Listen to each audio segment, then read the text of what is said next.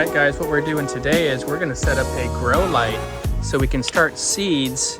You can see right here. Pumpkin, you're going to need to get off. I got to show these people what we're going to be doing here.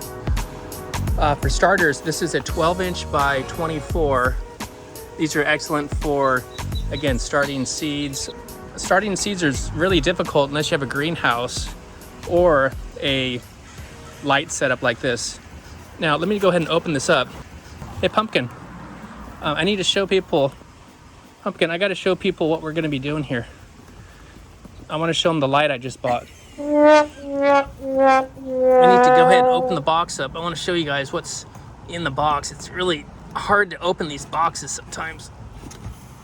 Oh, I'm sorry, Pumpkin. And it comes with bulbs. And here's the hook. So we simply need to hook it and hang it from the ceiling.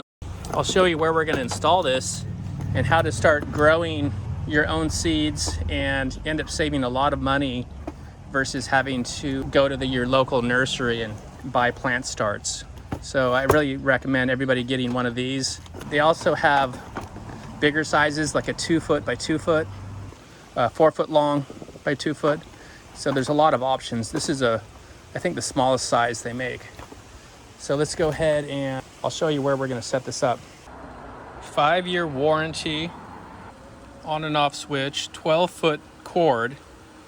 Pretty impressed. Let me show you how I set it up now. Check this out. Real simple. It only took me 5 minutes to set this up. I did it really basic. Right here I have a shelf. This is just kind of like my storage area. I put a hook, simply just screwed in one of these hooks. You can see this.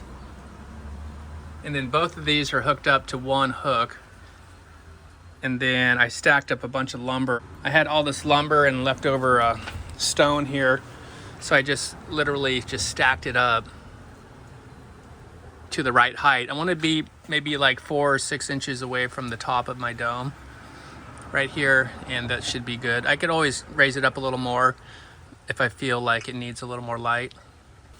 And if I really want to, I could do some reflective material around the outside edges, along the back and the sides and the front.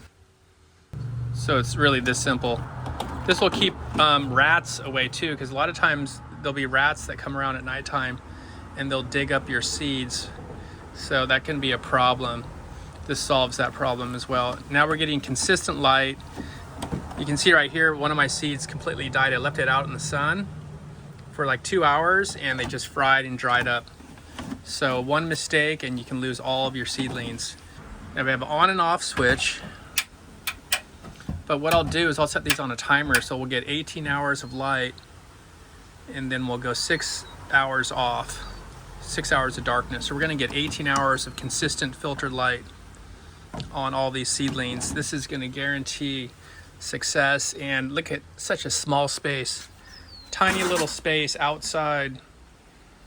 And this works great. People can't even see it from the street. So incognito, doesn't take up much space. You can see it's only taking up less than a foot. No more problems losing seedlings anymore, guys. This is what you want to do. You want to set up a system like this to start all your seedlings. And once they're established, then we can move them out to the garden, over here into containers, into the garden. Another pro tip, looks like we got a lot of peaches coming here. Thanks for watching, and hit that subscribe button, click like, and we'll see you next time.